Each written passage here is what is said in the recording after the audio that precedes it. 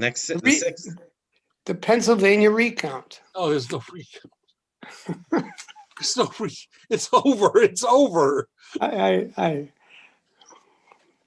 mean, do you think it's over? Okay. Now we're live. I can't tell. We're live.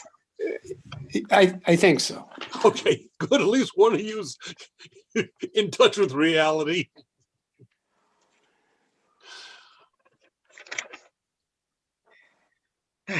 Take it away. Welcome to the Garden of the Spirit, a class studying apples from the orchard for the second time. This class meets in Long Meadow, Massachusetts, the center of the universe, and is held in memory of Margaret Vogel, Ruth Malka Rus Bas Moshe, of blessed memory. Apples from the Orchard contain selections of teachings of Kabbalah from the Arizal, Rabbi Yitzchak Luria, based on the weekly Torah portion, superbly translated and explained by Rabbi Moshe Wisniewski. Okay. So we are on page 109. Gershon, I remember typing your name in before, and we just checked, your name is not on it. Ah, here we are. Rudy, I was about to message you. Okay. So I sent everyone today we're going to learn about the cave of Machpelah, Ma'aras Machpelah. It's beautiful teachings. No. Okay, and today is December 29th. Just a minute. Alan, can you read that? Yes, maybe I'm just thinking now, maybe you typed his name in only when you said that for the first email. Oh, that's true. There you go. That's right. So today. Just briefly, there's a big allocation to put an elevator in the cave that came in the Knesset today. Just so you should know. It looks like it's going to happen. To be able, in other words, you don't have to go up all the steps. Correct. Go up in an elevator. Okay, nice. Very good. Yeah. That'd be helpful for me now, especially. Yeah, well, I'm just pointing it out. It just happened today. Today I read in the Post, so I just thought I'd throw that in. Thank you. I mean, part of the issue is that the Arabs don't like for any type of change. Well, it's you know what? It's too bad. Raise your hand if you read what I sent today. Okay, but I sent a link to a story from I don't remember, to a story about two ventures into the cave. I'm going to begin here at 1. Avraham buried Sarah in the cave of Machpelah, Ma'oras HaMachpelah. The account of how he bought the field is the first passage in Parshas Chayei Sarah, the detailed account. Sometimes the Torah refers to the cave as the cave of Machpelah, the field of Machpelah, and the cave of the field of Machpelah. Mm-hmm. Machpelah means doubled. Rashi says this is either because it was a cave within a cave, or because of the 4 couples that are buried there. Adam and Chava, Avraham and Sarah, Yitzchak and Rivka, Yaakov and Leah. So the word Machpelah means repeat or doubled. Nowadays, due to pressure from the Arabs, the Israeli government does not allow the site to be explored. Still, some people snuck in after the 6-Day War and explored it. Their account is found online at hebronfund.org. That's what I shared today. Mm.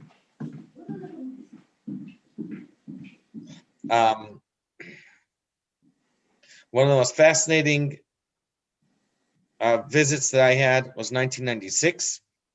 Our guide was a guide's guide. Mm-hmm. It was amazing.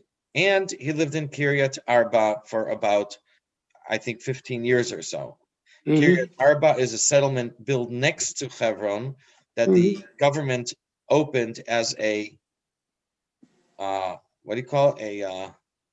A door prize, a what do you call that thing? Like, consolation prize. Yeah.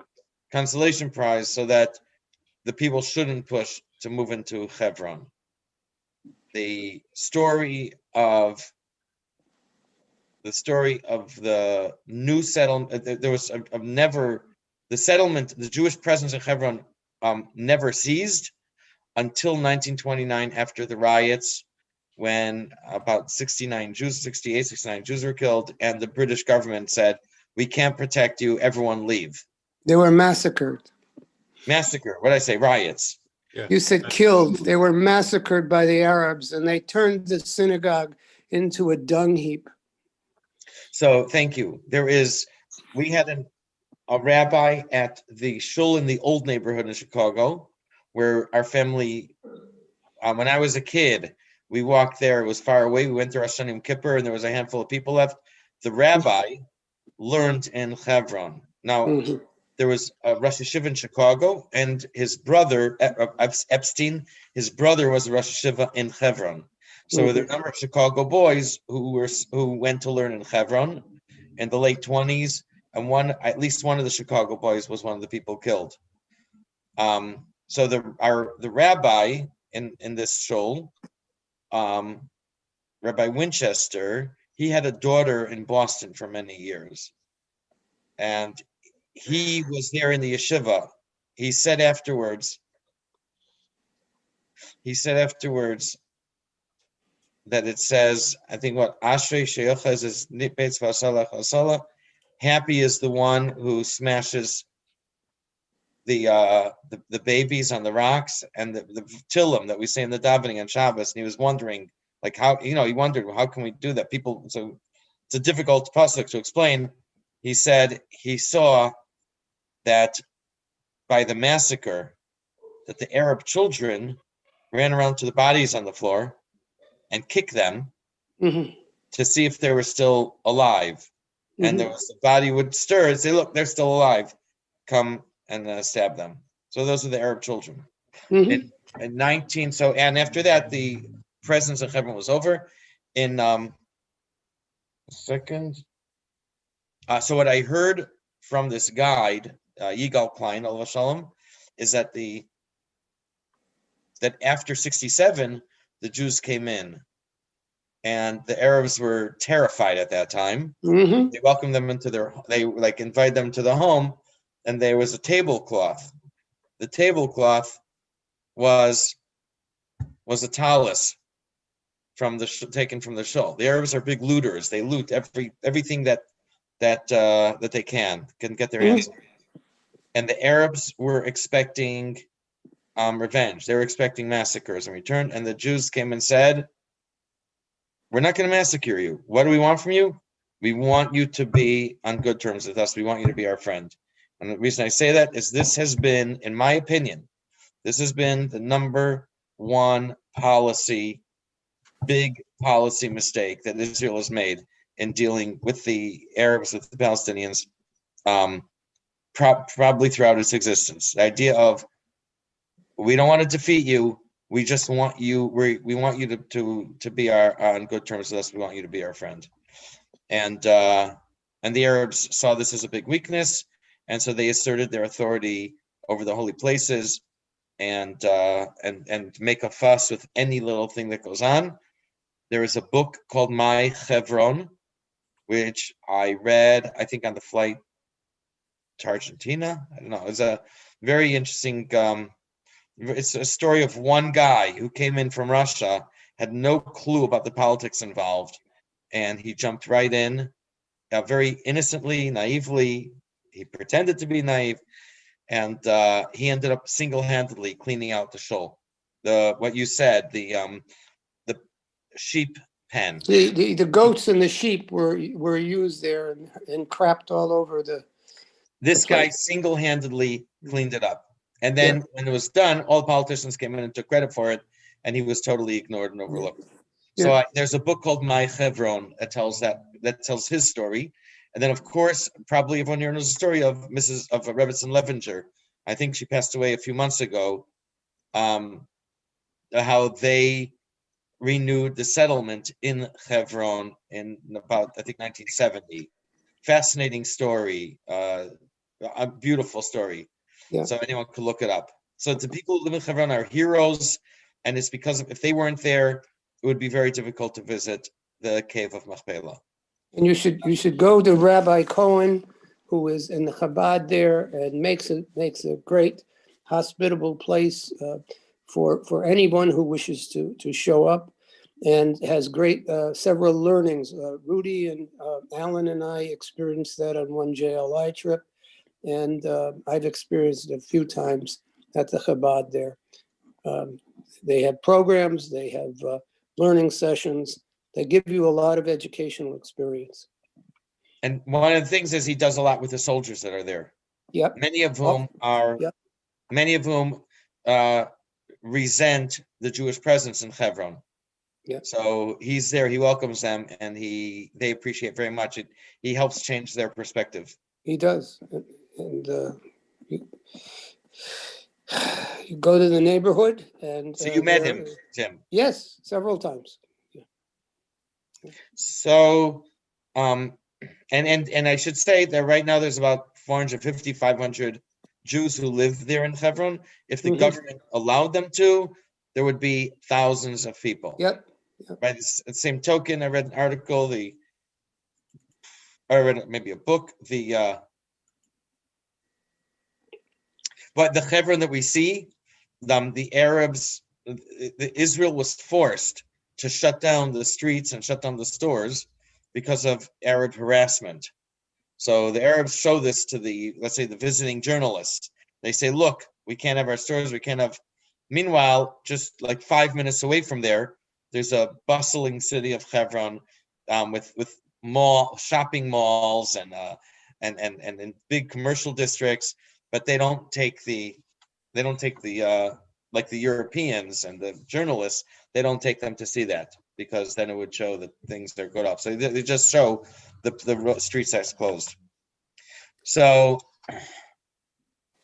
all right. So because of this, we don't know what's going on underneath because of this whole quagmire. All right. So with this, we'll begin on 109. And what we're going to be on the lookout for in the Torah portion, what we're going to be on the lookout for is the differences of how it refers to the cave of Machpelah. If it's the cave of Machpelah, the field of Machpelah, and so on. Alan, are you ready? Ready. Chayei, chapter 4, 109. Caves and kingship. In this portion of the Torah, we read about the cave of Machpelah. Abraham rose and bowed low to the people of the land, the Hittites, and he said to them, if it is your wish that I remove my dead for burial, you must agree to intercede for me with Ephron, son of Zohar, that he sell me the cave of Machpelah that he owns, which is at the edge of his field. Let him sell it to me at the full price for a burial site in your midst. Ephron was seated among the Hittites. So Ephron the Hittite answered Abraham, so the Hittites could hear. All who had entered to the gate of his town, saying, no, my lord, hear me. I give you the field that I give you, the cave that is in it. I give it to you in the presence of my people. Bury your dead. Then Abraham bowed low before the people of the land and spoke to Ephron, so the people of the land could hear, saying, if only you would hear me out. Let me pay the price of the field, accept it from me, that I may bury my dead there. Ephron replied to Abraham, saying to him, my lord, hear me. A piece of land worth 400 shekels of silver, what is that between you and me? Go and bury your dead.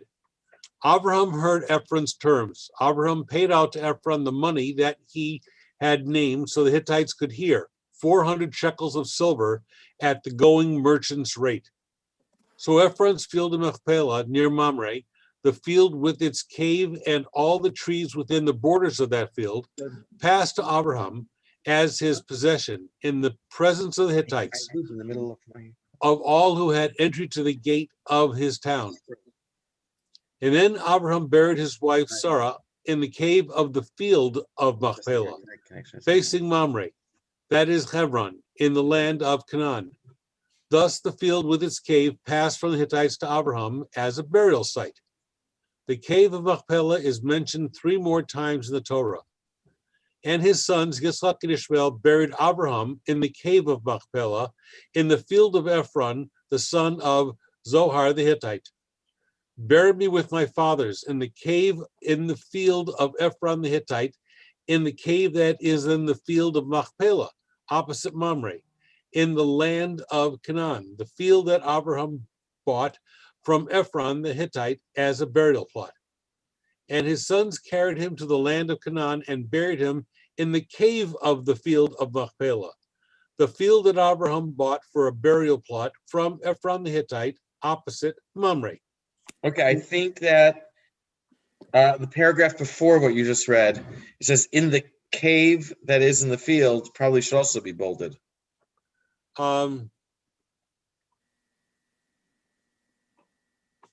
Yeah, in the cave should be bolded. The cave and the cave. The cave that is in the That field. is in the field. They didn't do Absolutely enough. should be bolded. Okay. The cave. The next one, they have the cave of the field of Machpelah. Yeah. Yeah. Okay. Okay. So ready? Oh, let me do this. I'm sorry. Okay. Continue reading, Alan. Regarding the cave of Machpelah, the question is raised in the Zohar as to why once in this passage it is referred to as the cave of Machpelah, another time it is written the field of Machpelah, Mhm. and another time it is written the cave of the field of Machpelah. Right. The Zohar explains that the word Machpelah refers to Malchus, for Machpelah means doubled, and Malchus is signified by the second hey of the name Havaya, the only letter that is doubled in this name. Mhm. The field of Machpelah refers to the fact that Malchus is also called the field of holy apples. Okay, hold on. That is in, we mention it in the Kiddush. The small print before we read out loud, it says, Askinus Sudasa Dimnusa Shlemasa Chavasta Malka Karisha. Askinus Daihi Sudasa Dachakal Tapuchin Kadishin. It is when the Friday night Kiddush, it is the meal of the field of holy apples or orchard of holy apples. Mm-hmm. So look for it Friday night in the Kiddush. Mm-hmm. Right before the part we read out loud. Okay, go ahead, Alan.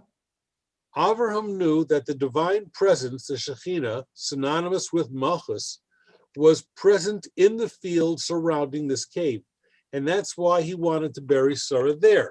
Mm-hmm. But he hid this knowledge from the Hittites and referred to the cave simply as the cave of Machpelah, not mentioning the field. When the Torah itself describes the area, however, it uses the word field. Okay, so Alan, so this is the field with the Hittites and the stalactites and the stalagmites, right? Oh. Okay. Oh, geez. Number 4. Thank you. I should save that for my next comedy night. Yes. Number 4. Hashem's holy name. Save it even for the one, a couple after that. What? Save it for a couple even after that. Okay. Okay. Hashem's holy name has 4 letters. Each letter corresponds to Sfirot, and which we've had many, many times. This 4th letter corresponds to Malchus, the last of the 10 Spheros. The 4th letter, Hey, is the same as the 2nd letter, Yud. And the first letter is Hey, the first letter is Yud, second letter is Hey, 3rd letter is Vav, and the 4th letter is another Hey. Therefore, Malchus can be referred to as doubled, because its letter is doubled in Hashem's name. It's like the seconds. It's like, oh, okay, the Hey, the 2nd Hey is a repeat of the Hey, so it fits, and therefore, and since the 2nd Hey corresponds to Malchus, Malchus can be referred to as the double, or the repeat, the letter that repeats it, that is repeated. Okay, and 1 minute. In 5, in Kabbalah, Malchus is sometimes called a field of holy apples. So field is another appellation for Malchus. Abraham avoided mentioning field to the Hittites in order not to let on that the Shekhinah resides in the cave. Why tapuchim? Why not rimonim? Don't know. I don't know if tapuchim specifically refers to apples or refer to any fruit. I don't know. That's why when Yaakov put on the hunting clothes of Esav, and he went into his father Yitzchak to get the bracha, and Yitzchak said, "Re'ei reach b'ni," vayarchas begadav. He smelled his clothes, and Yitzchak is overcome by the smell, and he said, "Re'ei reach b'ni kereach sadeh asher berach Hashem." Actually, the clothes themselves did not smell good. They were like goat. They were goat hair. They were made from animal skin. They were goat hair. They didn't have a good smell. Yitzchak smelled something very pleasant. He said it is like the smell of the field with which Hashem blessed him. Mhm. What is the field that Yitzchak actually smelled? It wasn't the field out by the sheep pen. It was the field referring to Gan Eden that came in to the room with Yaakov. Hmm. So, okay, I finished 5, right? Hold on. Okay, the 4th letter of Hashem's name also corresponds to Hashem's name in expanded spelling. That adds up to 52. And that is, so the Yud is always Yud Vav Daled in all 4 types of expanded spelling. The Hey, in this case, for 52, is Hey, Hey. The Vav is Vav, Vav. And the second Hey is also Hey, Hey. So we call that Milui Heyin. How do we expand the letters is we using the letter Hey. Hey, Hey. This name of 52 manifests both feminine components, Bina, and Malchus. Of course, Bina is the feminine component of intellect, and Malchus is the feminine component of midos, of emotions. Usually we say that Bina corresponds to 63. Here we say it also has a connection to 52. I also, as you probably remember, the order is 72 is the highest, corresponding to the first letter of Hashem Name Yud, and also to Chachma. 63 corresponds to the first Hey of Hashem's name, and also to the Sphira of Bina. Vav and 63. The third is 45. 45 corresponds to Ze'er Anpin, the 6 midos, and to the Vav of Hashem's name, and then the last is 52. So 52 comes after 45. 52 corresponds to Malchus and to the second Hey of Hashem's name. Since the 4th letter is actually the same as the second letter, this is one way the name of the cave, Machpelah, doubled, fits the name of 52. You get that? Because it's a second Hey. It's a letter that is repeated. So that matches the name, Machpelah, doubled.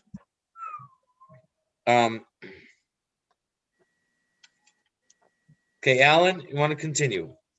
111 at the top, I think. Yeah. The explanation is as follows. Both the higher Ima mother, which is Bina, and the lower mother, which is Malchus, are manifest through a name Havaya, spelled out with the letter Hey, whose numerical value is 52. This name is actually the name Havaya doubled, for the numerical value of the letters used to spell it out is 26. just like the numerical value of the simple root letters, where Yud, Yud Vav Daled, and Hey Hey, Vav Vav, and Hey Hey is 26. Just the first letters, 10 plus 5 plus 6 plus 5 is 26. Then you have Yud Vav Daled, Hey Hey, Vav Vav, Hey Hey is 6 plus 4 plus 5 is also 26, which is the second ones. Thus, the whole 52 name can be seen as a simple doubling of the name Havaya, 52 being twice 26. Okay, thank you. So that's number 7. Hashem's name, Yud, and then Hey, and then Vav, and then Hey, equals 26, which is half of 52. In other words, both the primary letters and the secondary letters of expanded spelling are 26. This is one way the idea of Machpelah, nope, mistake. This is a second way the term Machpelah doubled fits the name of 52. Mhm. It's Hashem's name of 52.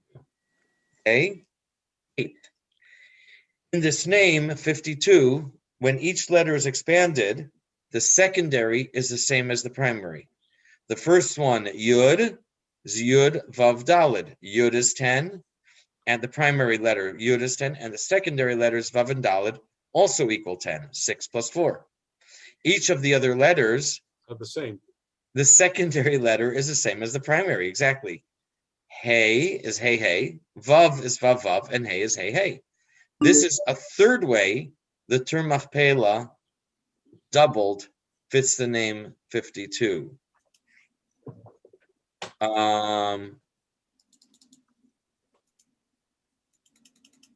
No.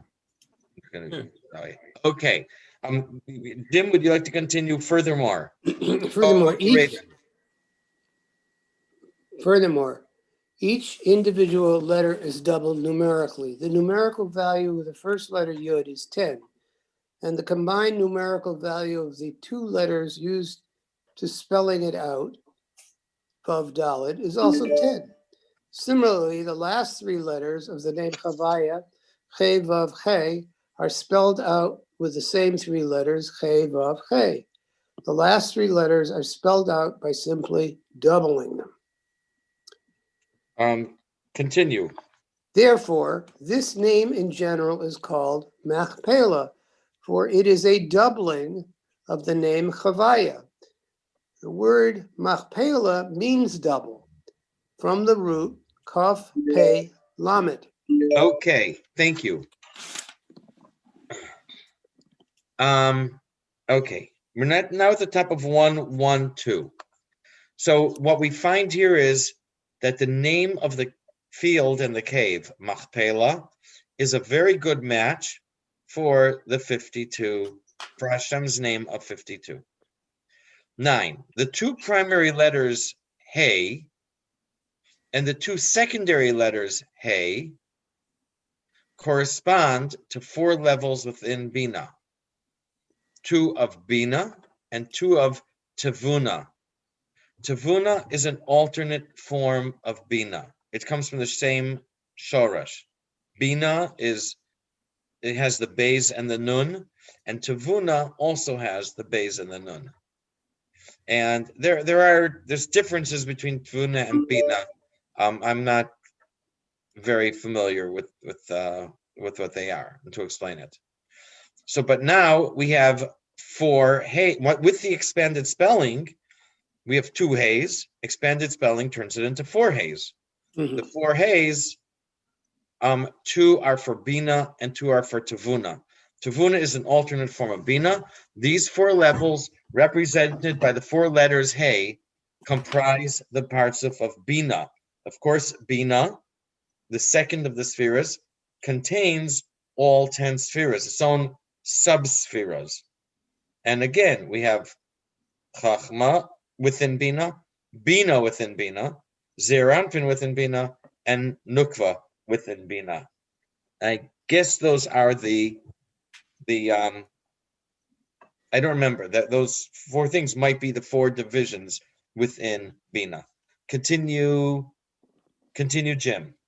Now, this name possesses 4 heys.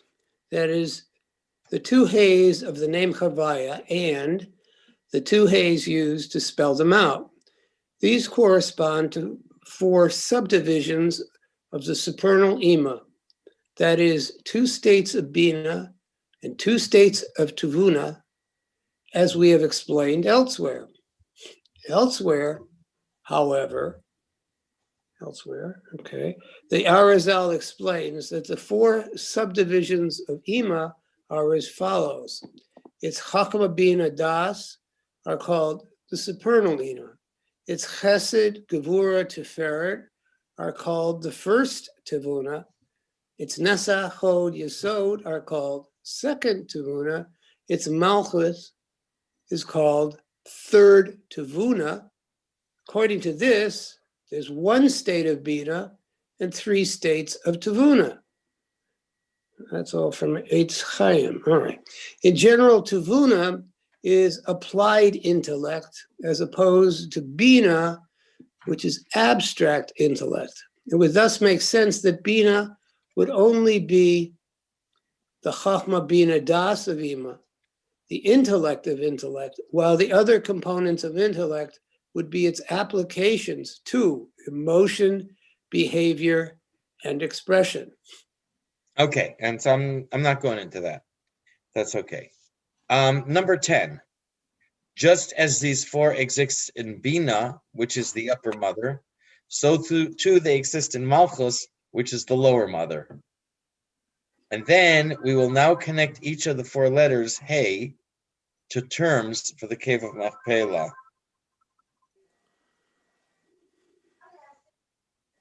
Okay, go ahead. Go ahead, Jim. Read. These are the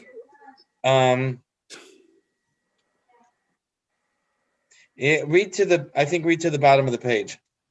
These are the 4 parts within Ima. Sometimes they join together and are included together, and they are then called the supernal Ima, which includes them all within herself. This is the significance of the 52 name of the supernal Ima, which includes the 4 after-mentioned subdivisions. In a parallel way, the lower Malchus, the lower mother Malchus, subdivides into 4 distinct subdivisions corresponding to the 4 heys in her 52 name, which encompasses them all. Understood this well. Rabbi Chaim Vital notes later, however, that it is not clear that these subdivisions of Malchus, what these subdivisions of Malchus are. There are thus 3 strata in the meaning of the word Machpelah as doubled. 1, the fact that the Hey appears twice in the name Havaya. Okay.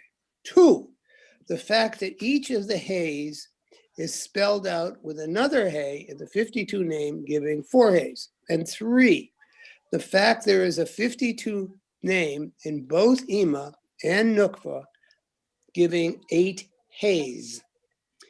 Having discussed what the 4 Heys are in both the 52 name of Ima and the 52 name of Nukva, the Arizal now considers again the original 4 Heys, the 2 Heys of the name Havaya and the 2 Heys used to spell them out. Okay. So 1 is the Hey appears twice. Each of these Hey is spelled with another 1. Mm-hmm. I thought we said something else. 52 name. In both Ima and Nukva, giving 8 Heys. Okay.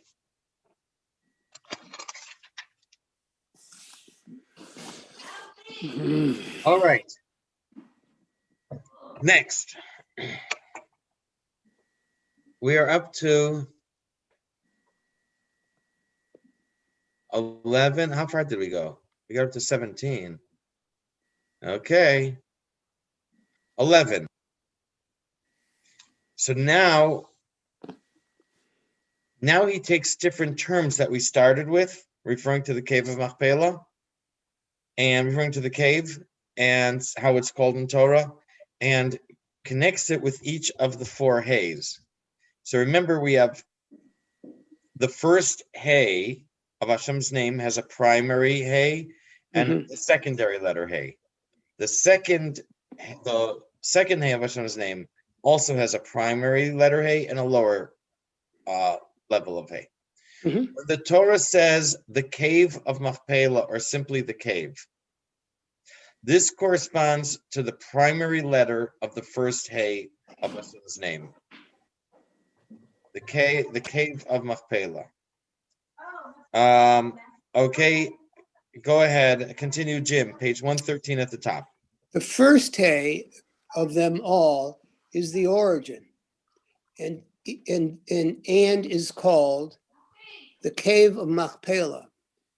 It by itself is called the cave, but since implicit within it is also within it is the hey used to spell it out, it is called the cave of Machpelah. The first hey by itself is the cave, since it has something inside it, just like a cave is a hollow that contain something else. When it is considered with its implicit contents, the hey used to spell it out, it is the cave of Machpelah, which is the cave containing its own double, that is. Okay, it's 11. Now 12. When it's simply called Machpelah, this means doubled. It corresponds to the secondary letter hey of the first hey of Hashem's name. It is contained within the first hey, just as the inner cave is contained within the first outer cave. Okay, go ahead. The second hey, the spelling out of the first origin hey, is called Machpelah by itself, as it is written, so Ephron's field in Machpelah, for it is the doubled hay, as we said. In this verse, the word Machpelah is used by itself, not describing a field or a cave. The doubled hay is simply called the double Machpelah. Okay, so that is the secondary hay of the first hay. Okay, 13. We have the field of Machpelah. This corresponds to the primary letter of the second hay of Hashem's name. As we said before, field is a reference to Malchus. Okay, go ahead, Jim. The third hay, the original lower hay of the name Chayei, is called the field of Machpelah. The fourth hay, the one used to spell out the original lower hay, is called the cave of the field of Machpelah. Okay, let me read number 14. The cave of the field of Machpelah. This corresponds to the secondary letter of the second hay of Hashem's name. Okay, go ahead, Jim. The second hay of the name Chayei refers to Malchus, the parts of Nukva. This Sephir, Partzuf, is synonymous with the divine presence, Shekhinah, which is also known as the field of holy apples, as mentioned above. The image of the fourth hay as a cave seems to be the reverse of the cave image of the first hay. Here, the cave is the place where the thing in it is being revealed. Okay, and 15, a cave, the generic a cave. This is a fifth reference. It refers to the letter hey, expanded either with aleph or yud. It's not hey, it's either hey aleph or hey yud. Okay, go ahead, Jim. This is also a fifth aspect, which is known only as the cave without any modifier. This is a manifestation of the letter hey spelled out with the letter yud or aleph. In either of these cases, it is not doubled. Sometimes the Machpelah cave is referred to simply as the cave. This refers to the letter hey when it is not doubled, but spelled out with either a yud, as it is in the 72 name and in the 63 name, or an aleph, as it is in the 45 name. Okay, thank you very much. I think, if I'm not mistaken, I don't think that he explains in each of the times why here it uses this term and over there it uses that term. It just shows us that there are different levels of hey and how the different terms correspond to them. Speak up if you notice anything. We didn't stop yet for comments or feedback or questions, challenges.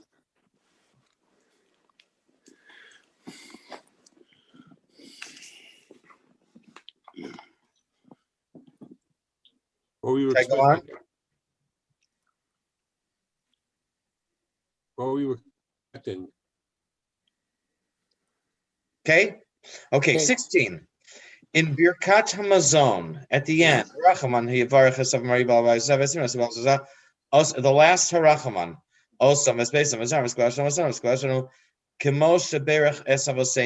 Avraham, Yitzchak, v'Yaakov, Bakol, Mikol, Kol, Ken Yivarech Osanu, Kulanu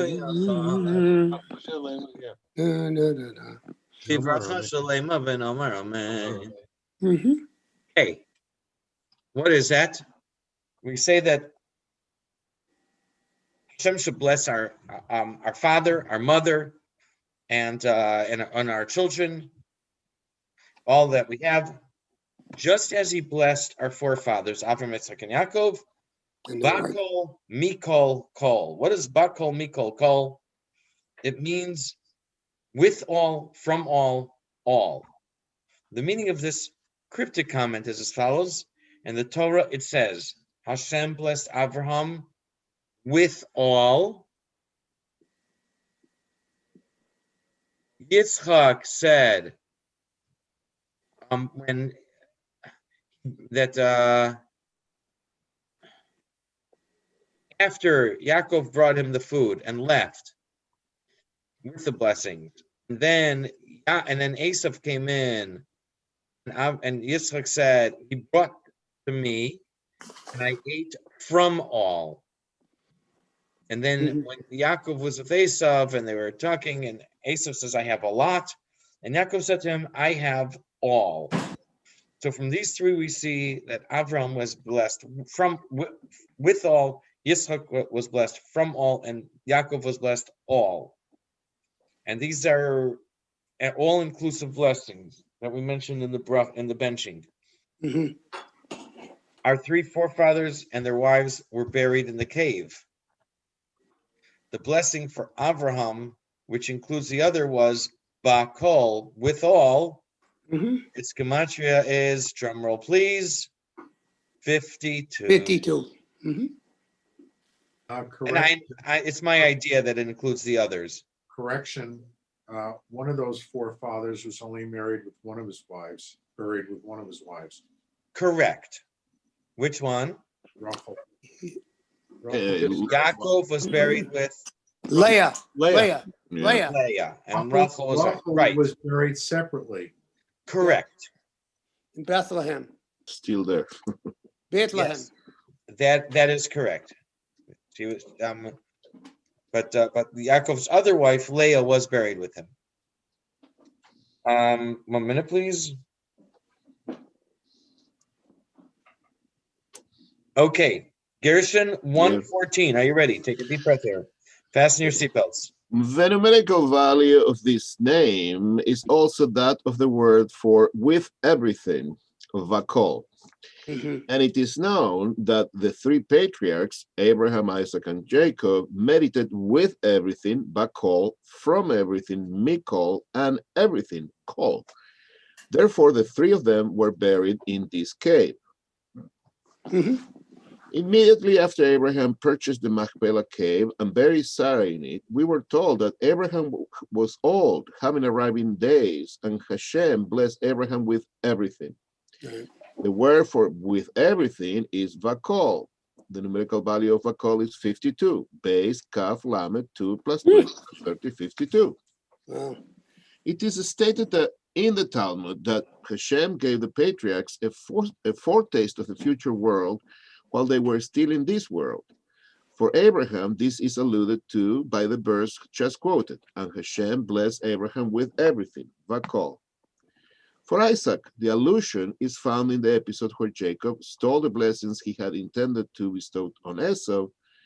Jacob first fed Isaac some food, and about this food, Jacob told Esau, "He brought it to me before you came, and I ate it of all, mikol of it. And I bless him, and blessed he shall remain."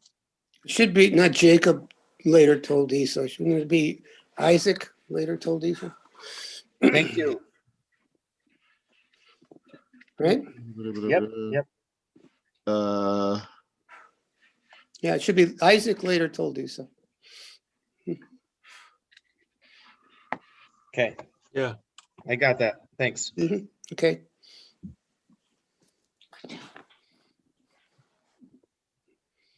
Oh, Isaac fed. Okay, got it. Mhm. All right. The sages say that by this, Isaac meant that he tasted in it all the tastes he sought to taste. That means that it was heavenly food like manna. Mhm. When Isaac smelled Jacob before eating his food, he said that he recognized the smell of the Garden of Eden on him. So we may presume that this was the taste he sought to taste in the food and did. Mhm. For Jacob, the allusion is in the episode of his encounter with Esau after he returned from Laban. Jacob prepared a gift for Esau, but Esau tried to refuse it. Jacob persisted, however, and said, "Please take my blessing, which has been brought to you, for Hashem has been gracious to me, and I have all." Right. Here also all referred to Hashem's grace beyond material bounty, the taste of the world to come. Mhm. Since the Machpelah cave embodied the divine consciousness of the Shekhinah, which will be revealed in the future world, the patriarchs were buried there. Mhm. All right. Any thoughts? Any questions? Okay, I run out of notes, folks. 17. Zer, Ampin, and Nukva are considered the son and daughter of Chabad, of the intellect. Mhm. Our rabbis say that Hashem blessed Avram with all actually means a daughter whose name was Bakol, with all. As we said, the gematria of Bakol is 52 because she personified the name of 52 and Malchus. Okay, go ahead, Gershon. This is also the mystical meaning of the sages' statement that Abraham had a daughter named Bakol. The sages say that the verse quoted above, and Hashem blessed Abraham with everything, Bakol, also alludes to the fact that Abraham had a daughter named Bakol. She personified the 52 name of Malchus, which is the daughter. The four names Havaya, possessing the numerical values of 72, 63, 45, and 52, correspond respectively to the four Partsufim Abba, Ima, Zerampin, and Nukba. Zerampin and Nukba are the son and daughter of Abba, the father, and Ima, the mother. The fact that this daughter is mentioned immediately after Abraham acquired the Machpelah cave, even though she must have been born before this, before Sarah died, indicates that there is a thematic connection between her and this cave. The cave expresses the 52 name of Hashem, and the numerical value of her name is 52. The Torah tells us that Abraham was blessed with a daughter, that means with Malchus, the divine consciousness of the future world, only when he purchased the Machpelah cave, which embodied this divine consciousness. Okay. One more. Yes. So did the master, that means the Arizal, explain this verse, saying that the numerical value of Bakol is the same as the 52 name, spelled out with the letter Hey. This name is called the daughter of Abraham, our father. You could continue. It says in the Hebrew, Omar Chaim HaKosev. Chaim, the author, says as follows. I, Rabbi Chaim Vital, the recorder of these teachings, would like to add. The explanation of the aforementioned 4 subdivisions of Malchus is not clear to me right now. It could be that the Parsufin of Leah and Rachel correspond to the upper and the lower Hey of the name Habaya of Ima, which in turn correspond to Bina and Tevuna. Each of these has its own Malchus. What's Tevuna? It's we said before, it's like a form of Bina. It's the right. same, actually the same root word as Bina. All right. Each of these has its own Malchus, which are 2 other Heys within the spelling out of the first Heys. It's a variation of Bina. All right. As we have seen, Leah originates in Malchus of Bina, while Rachel originates in Malchus of Tevuna. All right. Leah is associated with thought, which we use more to think about abstract intellect, while Rachel is associated with speech, which we use more to talk about applied intellect. So what he says here is that these 4 are all, I think it's he writes in his own words that it's within Ima.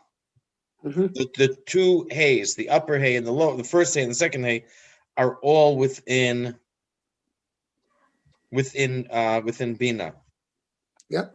Here, next, it's going to be different, that they're all within Rachel or within Malchus. Malchus. Yeah, go ahead, Gershon.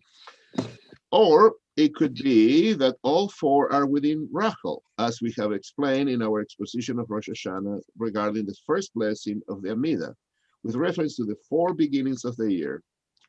According to this, there are 4 Parsufim within Rachel alone, which sometimes combine to form one collective Parsuf, just like the supernal Ima.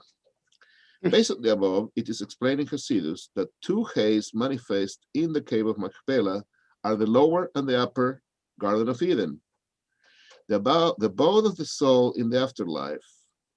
In the lower Garden of Eden, the soul receives its reward for the physical performance of the commandments it fulfilled in this world.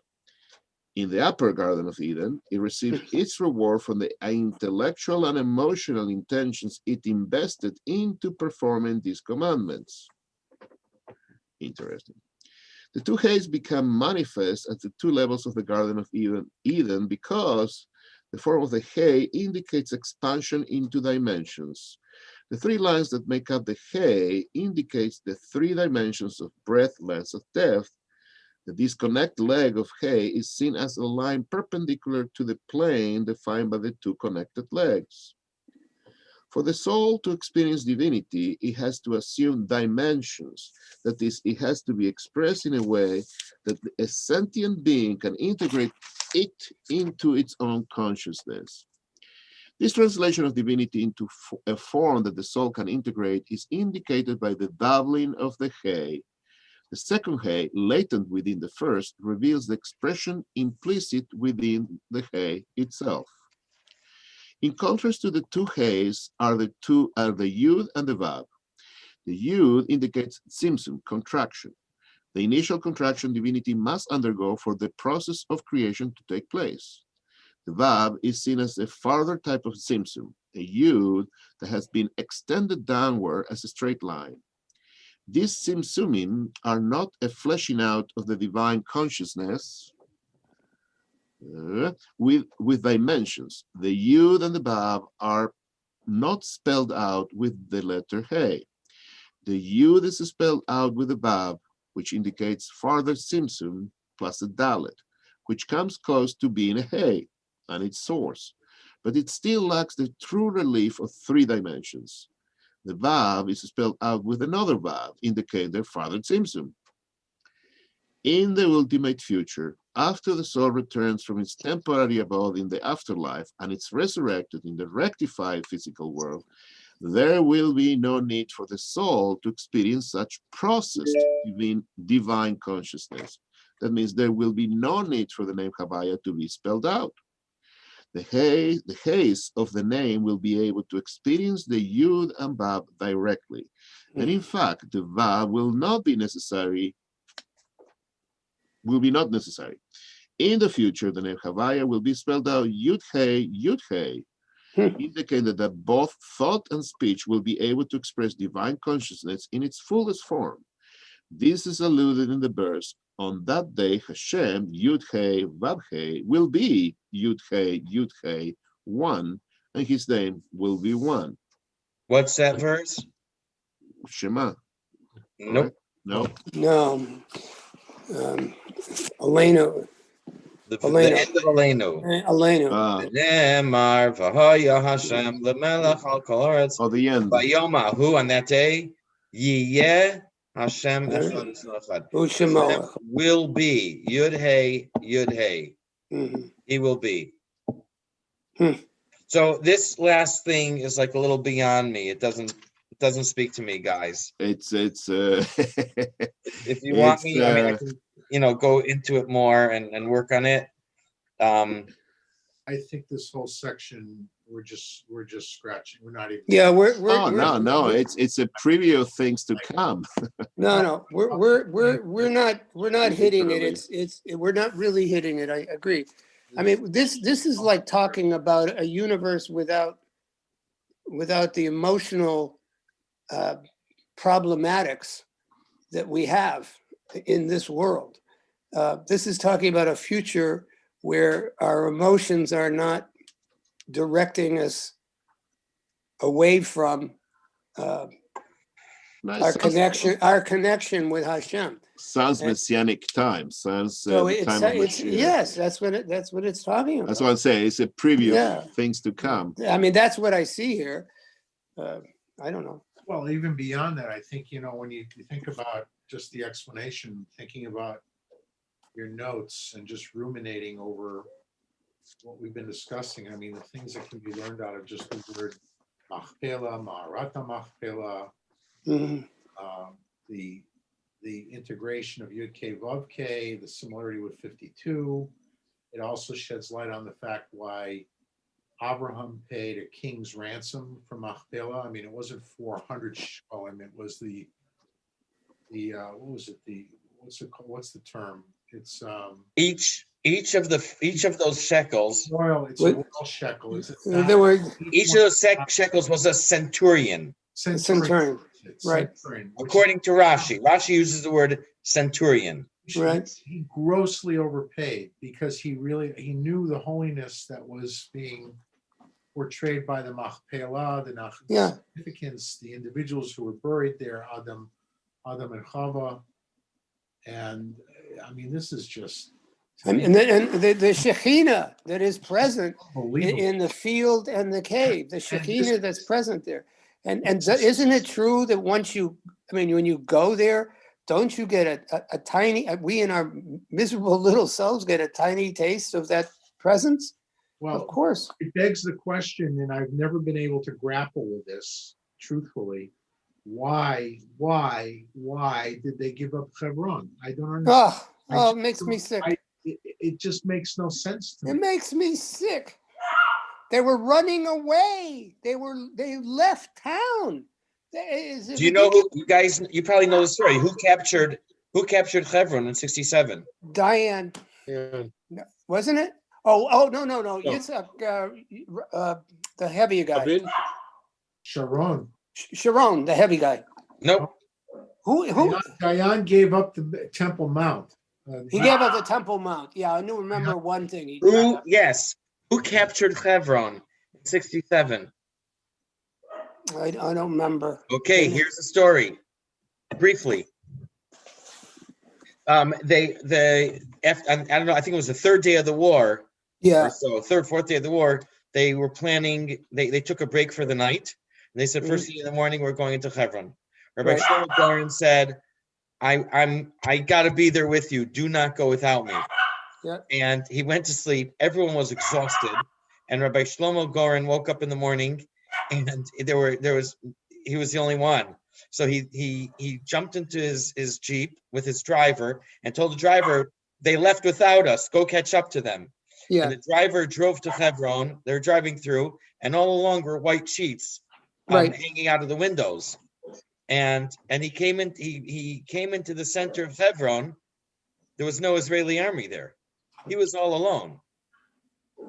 I think he took out his shofar. Maybe he pulled out his gun. Maybe he took out his shofar. He blew the shofar. He single-handedly kept. He was the first guy in Hebron. The army was behind them. They hadn't left yet. Yep. So one person, the rabbi, Rav Shlomo Goren, was the one who captured Hebron. So he claims afterwards he captured single-handedly. Yeah. The But it Arabs was were pissing in their pants there. Yeah, but they left. They left town. I mean, they were leaving town. People, there was the politician, somebody in the army asked them to come back. The same problem with the Temple Mount. It's the same problem. And I can't remember the exact military The place. Temple Mount was Dayan. Dayan and the had Temple keys. Mount. I think a year later or so, he handed them the keys. Yeah, I mean, it's just That was Moshe Dayan. Moshe Dayan, yeah. But I remember also in Hebron, there was the same kind of military insanity of capturing and giving. Yes, that's why they didn't let the Jews move in. It's just beyond me. But that's what happened. They didn't let the Jews move in. And I watched I saw a video from Independence Day, maybe a year or two later. Independence Day in Israel, you have a whole bunch of Palestinians are going to the Independence Day celebration and to watch the parade to try to curry favor with the Israelis. That was the attitude at that time. Yep. And it changed. We all know that we saw how he changed quickly because of the Jewish, the Israeli perspective and attitude instead of asserting authority. The trip we had, one of the trips with Rabbi Wolf, I can't remember which one because they're starting to merge, but we went to the hospital where people were refusing to leave. There was a protest where people were, there was a particular hospital that was a hospital, and people came in as a protest to the army, and then the army said, okay, you can be here. And then people moved down towards the synagogue and the place where that was cleaned up, that you talked about earlier, and they were occupying that space. And I think that there was a period of time, and I hope I don't say this story wrong, but they were there like for days on end, and there were women, mostly the women, and they were there days on end in this structure, in this building, and their children would bring them food, and they were holding up there, and the army refused to send them away because there was a lot of political pressure for the IDF to move them out.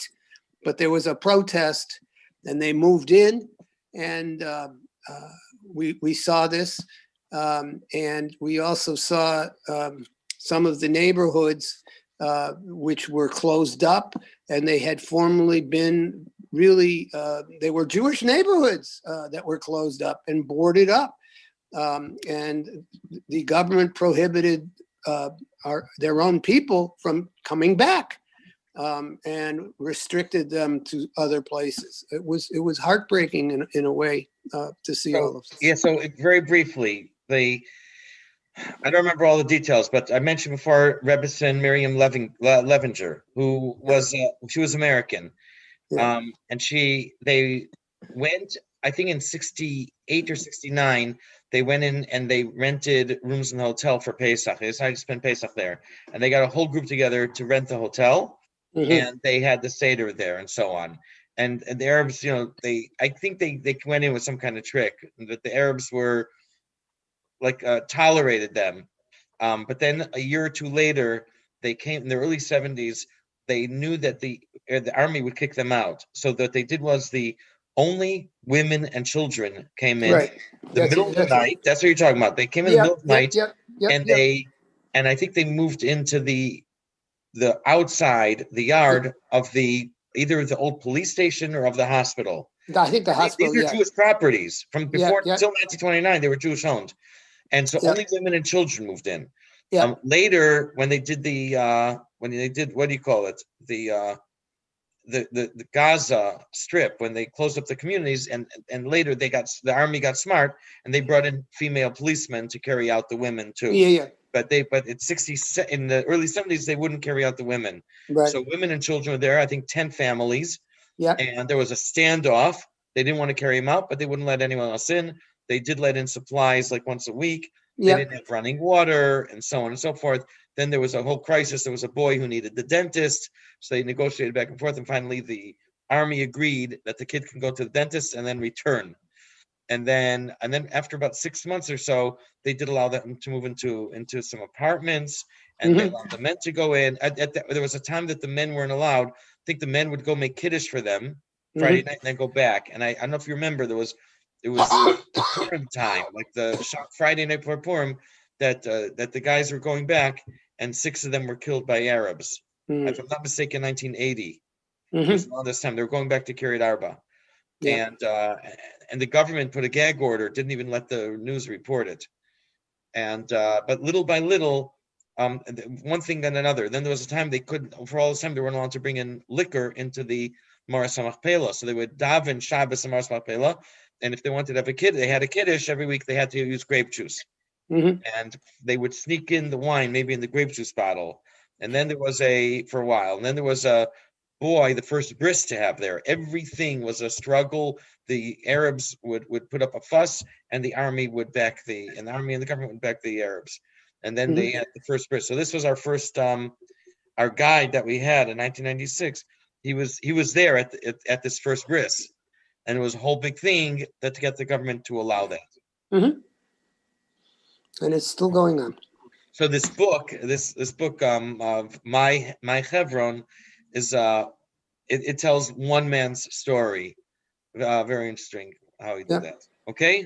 Beautiful. Okay. Thank you all. Thank you. Yashikor. Good night. Good week, everyone. You too. Well, take care, everyone. Good week. Be well, everyone. Be well. Okay. Yeah, be healthy.